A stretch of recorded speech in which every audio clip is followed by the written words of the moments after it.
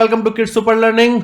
अगर आप इंग्लिश बोलना सीखना चाहते हैं तो उसको स्किप मत कीजिएगा, मेरे साथ रिपीट कीजिए। अगर आप सिर्फ सेंटेंस लिखने से इंग्लिश बोलना सीख सकते तो आज की डेट में आपको अपनी पूरी इंग्लिश की बुक लर्न होती, आप उस पूरी बुक को बोल पा रहे होते। The only problem is that you skip, you write दो sentences and you think you will be able to speak English. Trust me, you won't be able to till the time you don't repeat. So जब भी मैं English बोल रहा हूं 3 second का pause लीजिए, repeat कीजिए and then only move ahead. Okay, so without wasting time let get started. The first word is nepotism. Nepotism का मतलब होता है भाई भतीजावाद। बायस्ड होते हैं आप, you are inclined towards your relatives, your friends. Bollywood में बहुत भाई भतीजावाद है। Bollywood has a lot of nepotism. Bollywood has a lot of nepotism. The pronunciation is nepotism. बोलिए। नेक्स्ट सेंटेंस इज वह भाई भतीजावाद और भ्रष्टाचार का दोषी था। ही वॉज गिल्टी, दोषी बोलते हैं guilty. He was guilty of nepotism and corruption. Corruption तो बहुत इजी वर्ड है, आपको पता ही होगा। He was guilty of nepotism and corruption. Let's move on further. Next word is devastating. Devastating मतलब तबाह कर देने वाला, जो सब कुछ विनाश कर दे, बर्बाद कर दे। क्या है सेंटेंस? जो हुआ उससे वह स्पष्ट रूप से तबाह हो गया था। कैसे बोलेंगे? He was obviously devastated by what happened. Devastated by what happened.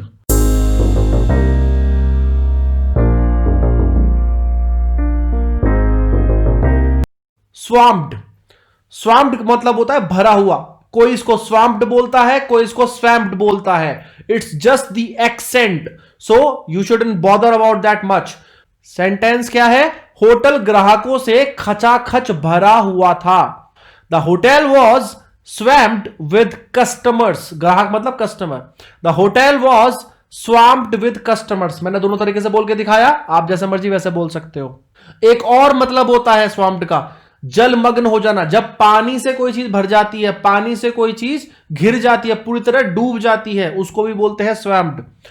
छोटी नाव लहरों से घिर गई थी, या फिर छोटी नाव लहरों से जलमग्न हो गई थी, जल से भर गई थी। The little boat was स्वैम्प्ड by the waves. The little boat was स्वैम्प्ड by the waves. The next word is packed. Packed का मतलब होता है भरा हुआ, पूरी तरह से परिपूर्ण, पूरी तरह से पैक किया हुआ, जो सब कुछ पूरा कहते हैं ना, पूरा ब्रीफकेस पूरी तरह भर दिया सामान से, वही है ये पैक्ड। मैंने तुम्हें कपड़े बदलने के लिए एक बैग दिया, नहीं मैंने तुम्हारे लिए एक बैग पैक करा। कैसे बोलेंगे? I packed you a bag with a change of clothes. I packed you a bag with a change of clothes. Next word is thrilled. कैसे बोलेंगे? थ्रिल्ड। पॉज कीजिए अभी और बोलिए मेरे साथ, थ्रिल्ड। उत्तेजित होना, रोमांचित होना, बहुत खुश हो जाना किसी चीज के लिए, उसको बोलते हैं थ्रिल्ड। आपने कोई राइड की, आप किसी मेले में गए, आपने कोई बहुत अच्छा झूला झूला, आप बड़े एक्साइटेड हो, उसको बोलते हैं थ्रिल। आपसे मिलकर मैं बहुत खुश हूं। I am thrilled to meet you. I am thrilled to meet you. Ajay आपको देखकर बहुत खुश हो जाएगा। Ajay will be thrilled to see you. Ajay will be thrilled to see you. Next word है हॉरिफाइंग। हॉरिफाइंग मतलब जब कुछ बहुत डरावना होता है, बहुत भयानक होता है, उसे बोलते हैं हॉरिफाइंग एक्सपीरियंस, बहुत डरावना एक्सपीरियंस।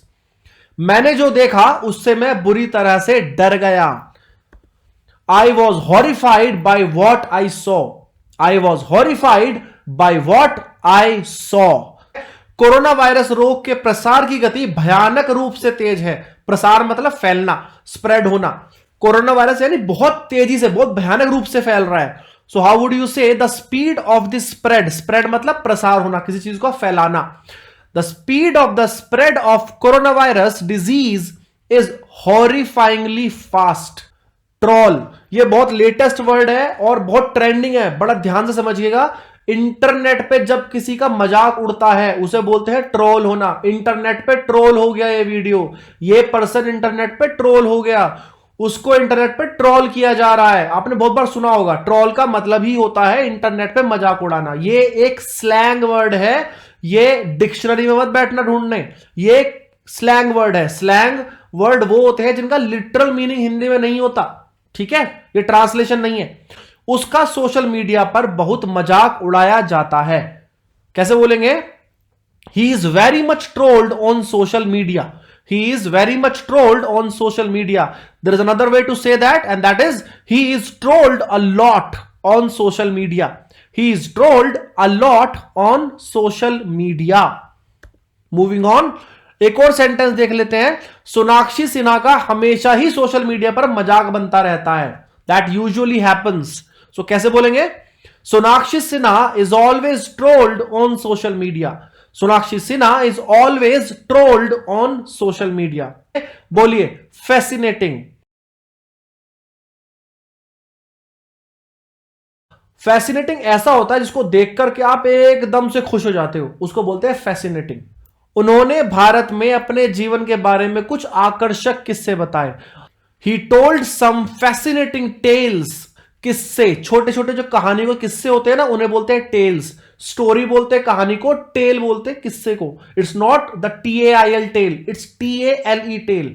टेल मतलब छोटी कहानी यानी किस्सा। He told some fascinating tales about his life in India. He told some fascinating tales about his life in India. Fascinating का एक और सेंटेंस देख लेते हैं। मैंने उसे काफी आकर्षक पाया। कोई व्यक्ति या कोई वस्तु, कोई भी चीज आपको बहुत ही ज्यादा मोहक लगी, बहुत ही ज्यादा अच्छी लगी, तो कैसे बोलेंगे?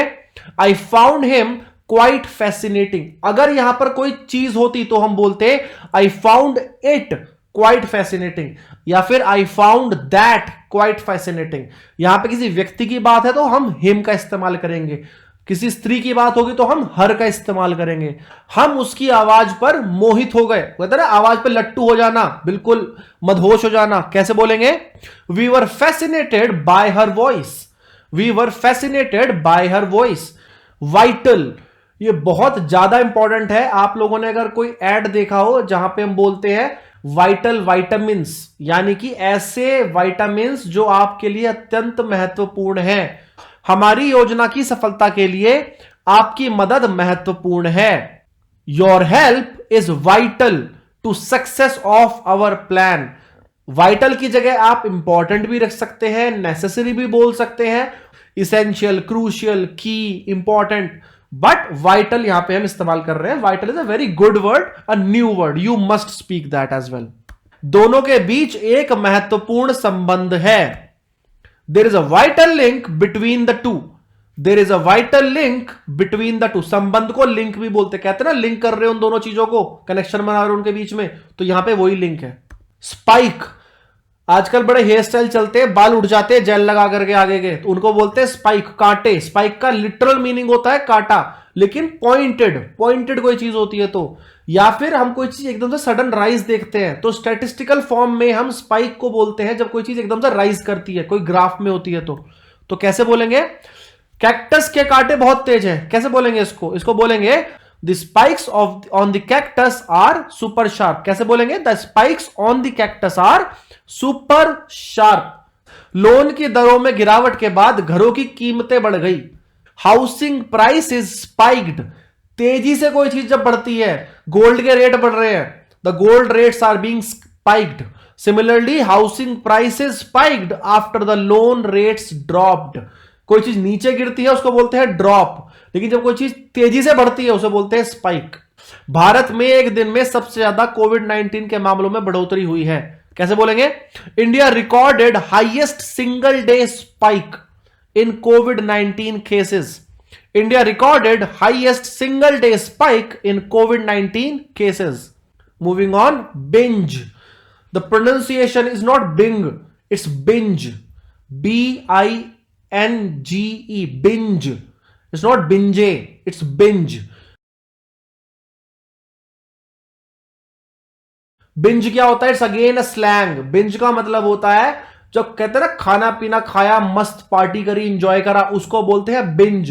Had a blast, had a fun, had binge. ठीक है? कैसे बोलेंगे? हम सब दोस्तों ने मिलकर खूब खाया पिया और मस्ती की। We all friends ate, drank and had fun together.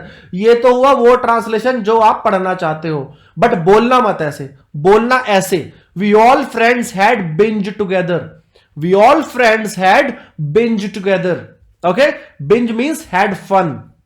एक और देख लेते हैं इसका सेंटेंस। अगर मैं ऐसे जंक फूड खाता रहूंगा तो मोटा हो जाऊंगा।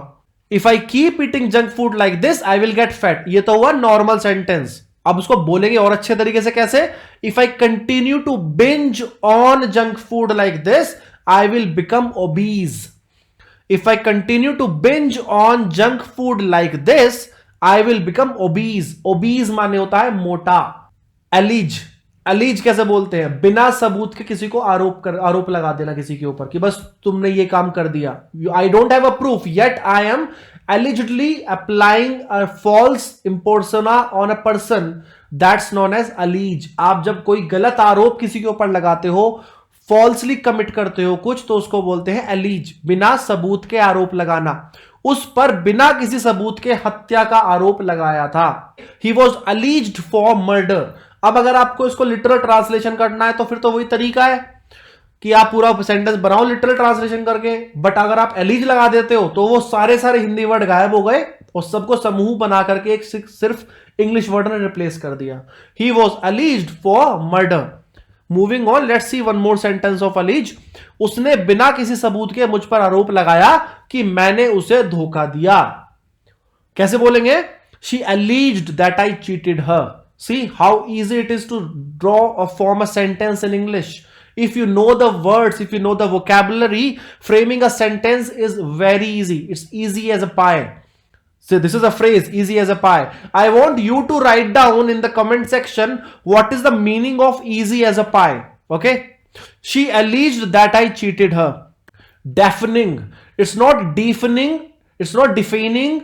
It's deafening. Please pronounce with me. Say deafening. Deaf माने बहरा, कान फोड़ने वाला, यानी बहरा कर देने वाला। मशीन का शोर कान फोड़ने वाला था। How would you say? The noise of the machine was deafening. The noise of the machine was deafening. बाहर गली में बहरा कर देने वाला शोर था। The noise out in the street was deafening. The noise out in the street was deafening. Moving on, destitute. ये डिस्टिट्यूट नहीं है, इट्स डेस्टिट्यूट। डेस, इस पे ज्यादा फोर्स आएगा। Destitute, destitute. जैसे इंस्टीट्यूट होता है ऐसे ही डेस्टिट्यूट। बेसहारा या निसहाय। जब उनकी मृत्यु हुई तो उनका परिवार बेसहारा हो गया था। हाउ वुड यू से? When he died his family was left destitute. When he died, his family was left destitute. Moving on further, the next sentence is again on destitute. बाढ़ ने हजारों लोगों को बेसहारा कर दिया। अभी अभी बिहार में बाढ़ आई, असम में बाढ़ आई, बहुत सारे लोग बेसहारा हो गए। कैसे बोलेंगे इसको? The flood left thousands of people destitute. The flood left thousands of people destitute. Flood का मतलब होता है बाढ़। Well, that's all, guys. If you like this video, like, comment and share. Thank you so much. Have a nice day.